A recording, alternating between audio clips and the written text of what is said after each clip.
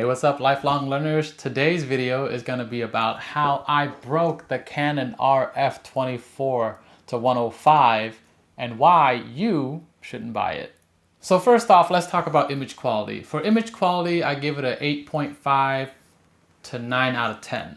And here are the reasons why. The color renditions are nice and better than the counterpart, which is the original 24 to 105. I noticed it when I was shooting a video, and then I looked at the photos and I looked at the video and I was like, the color rendition's not the same. And so that's how I know that this new lens, the broke one, is better than this one. The next thing I want to talk about is that there are still some vignetting, but yet it's correctable, and I'm going to show you a little bit later. There's still chromatic aberration. It's not horrible, but you'll notice it in the tree that I'm about to show a little bit later. This lens does pretty decent in low light. I mean, you just need to slow down the shutter a lot instead of raising the ISO, because I noticed it after you raise it beyond 800, it starts to get a little more noisy. You'll see what I mean in a little bit. It has pretty good bokeh at 50 millimeters and longer focal lengths.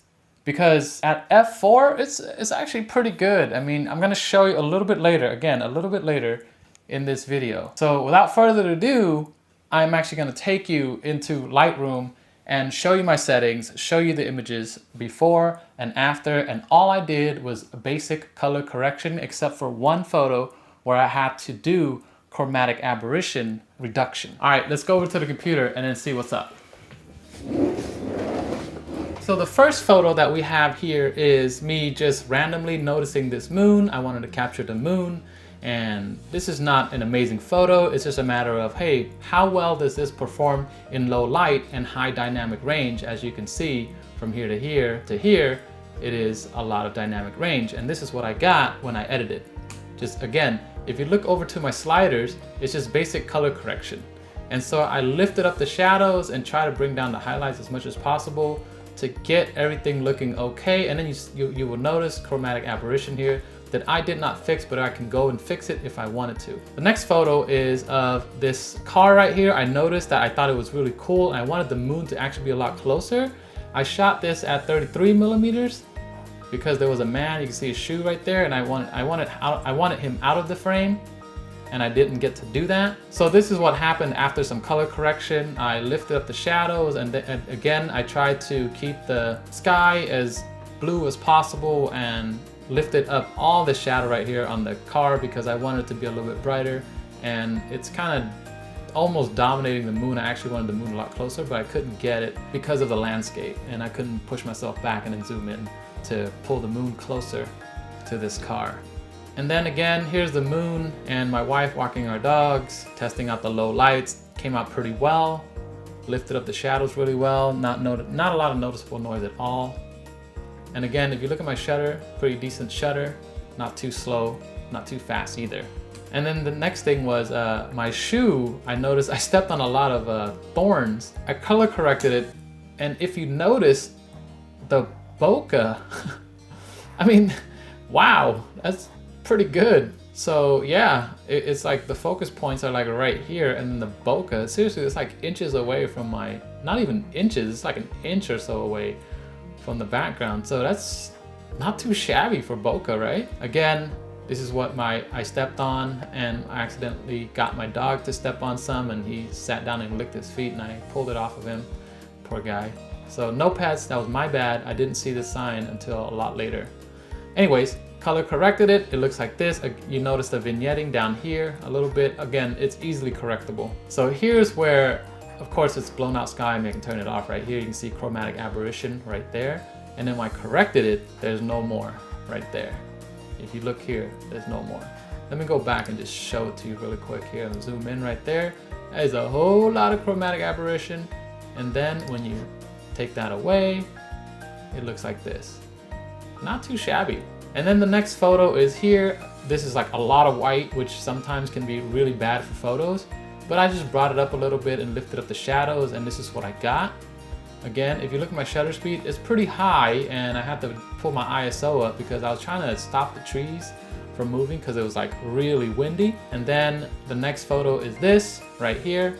Oh, and I wanted to show the difference between what it was like during the daytime and before it snowed to after it snowed. So if you notice right here and this right there, they're the same thing. Same thing with this photo right here. I'm about to show you the difference. But first I want to show you the color corrected version. And then same spot, the next day it snowed, and this is what I got. After some exposure correction, this is what I have now. Pretty good actually. I'm surprised I don't see a lot of chromatic aberration in the whites. Maybe a little bit right here. Again, like if you look at it right here, I can fix that. I just go right here, click on profile, remove, bam, it's gone. If it's still not good enough for you, I would just pull that down until you're happy.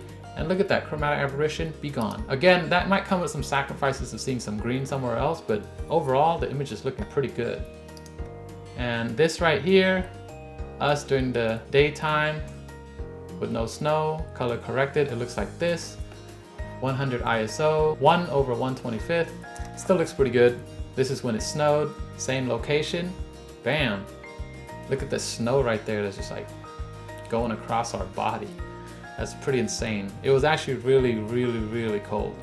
And it was like windy, so windy.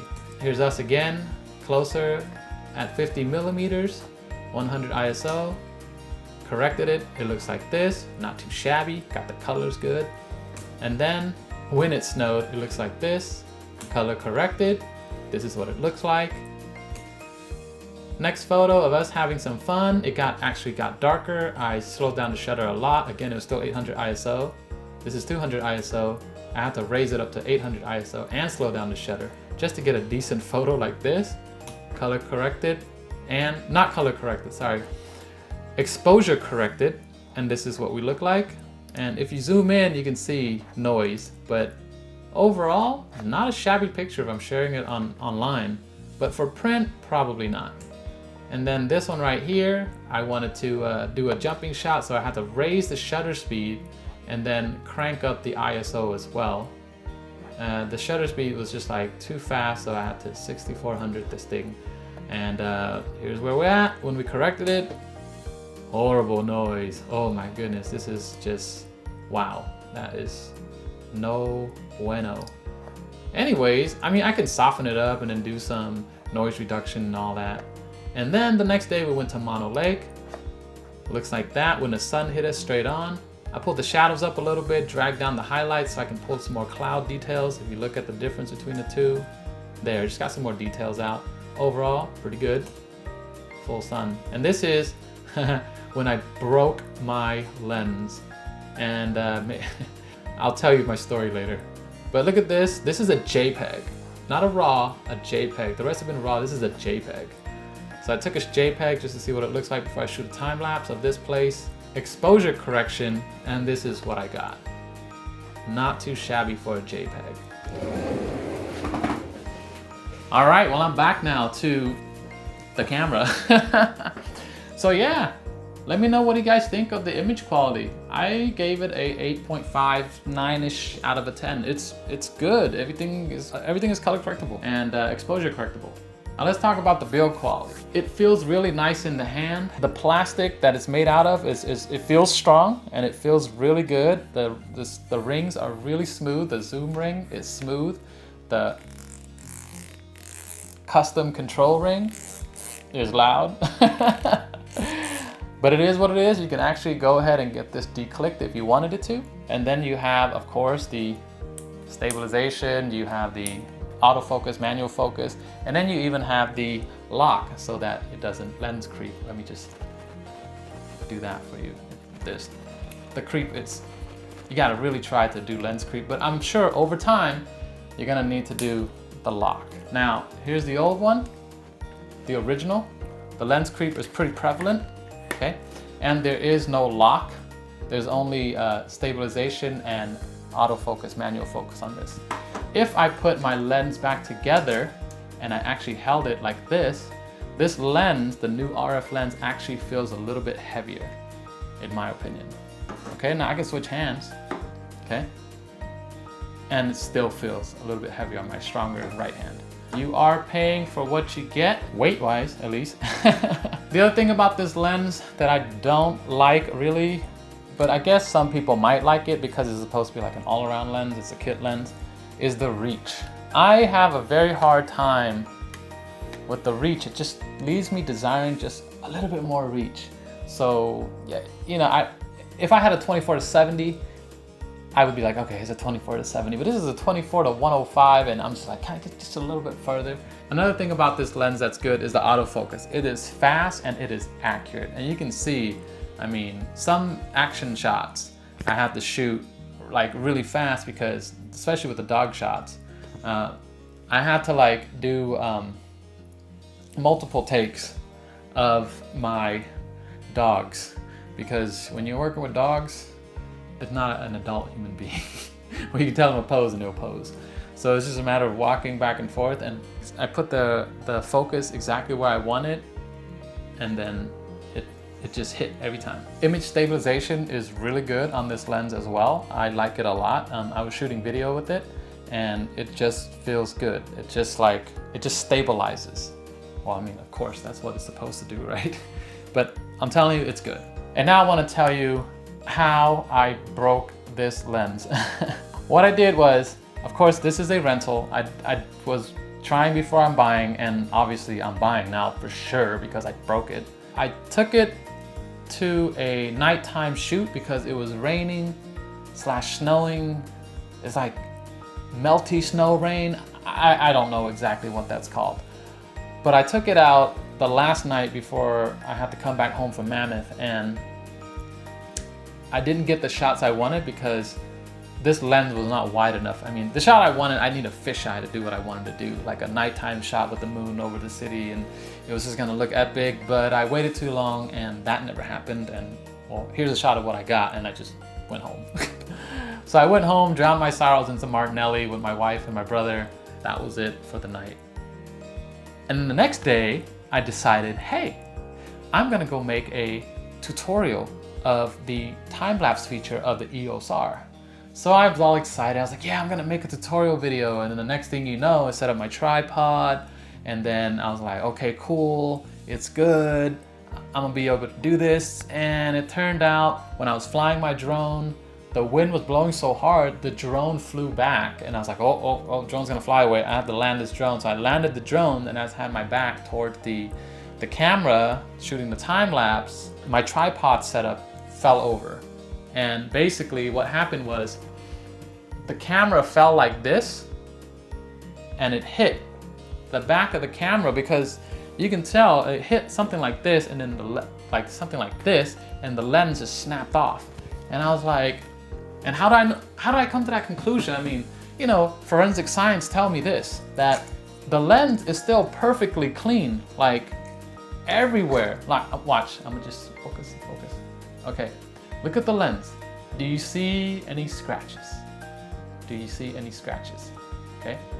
The only scratch that I see is a little scratch right there, a very little scratch, which means the lens never really touched the ground, except for maybe it went like boom.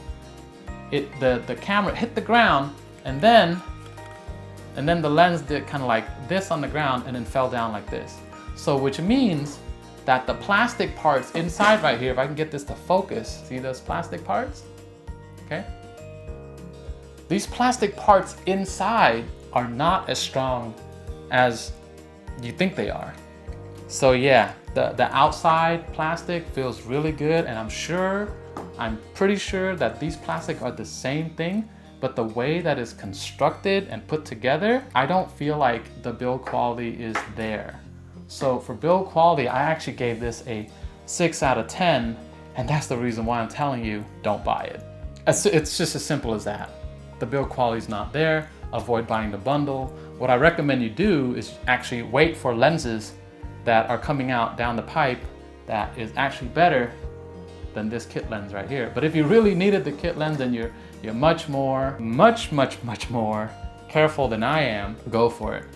But don't quickly go judging me yet on, oh, well, he's such a noob. No, I mean, I've set up this camera and shot multiple times during this trip to Mammoth that I felt confident that, hey, you know what? It's a little wind. it should be able to take it because I've done this for the past 3 or 4 days. So it was me being a little overconfident and, you know, just testing the wind. And Mother Nature just kicked my butt and blew this down. So it was definitely my fault. I'm not gonna say it's not my fault. I should have not underestimated the wind because nature is unpredictable. I did have a backpack. I was gonna weigh it down, but then if the wind blew my backpack with all my gear in it, it's still gonna be swaying around back and forth. It's still gonna knock over the camera. And then before you go saying, oh, well, you know, you should have had some sandbags and this and that. I'm like, who takes sandbags with them on vacation? So yeah, before you go judging, give me the benefit of the doubt that I knew what I was doing and I've actually tested before I actually tried it. Here's a stubborn thing about me though. I did not give up on that time-lapse tutorial even though it failed. I mean, my heart broke just like the lens did, but like my heart like shattered because now I bought a lens that I didn't really know I wanted or not. And it is what it is. And I was like, hey, I'm gonna pull out the 10 to 18 and I'm gonna make this happen. So I shrunk down my tripod, made everything lower and compact to the ground, shot my time lapse, and I got what I needed for my tutorial. Stubbornness helps, problem solving on the go helps, and again, I do not recommend this lens. So without further to say, if you're gonna buy this lens and this camera, use the links down below. It'll help me recover the costs of making this tutorial video, a very expensive tutorial video. If you learned something new, please give it a thumbs up. And if you don't like it, thumbs up and then thumbs up again. If you're waiting for more content from me and you like what you see here, please consider subscribing. I go through a lot of these and I just love learning new things, and I want to encourage everybody to be a lifelong learner. And don't forget, if you could comment a thank you down below, I would really appreciate it. It takes a lot of time and effort to do these things and edit them, put a video together so I can serve you, the people, because that's what I do. I'm a teacher and I love teaching, sharing my knowledge with other people. And I hope that you don't make the same expensive mistake that I did. But without further to say, I just want to say goodbye with a rock, paper, peace. Let's hang out again in the next video.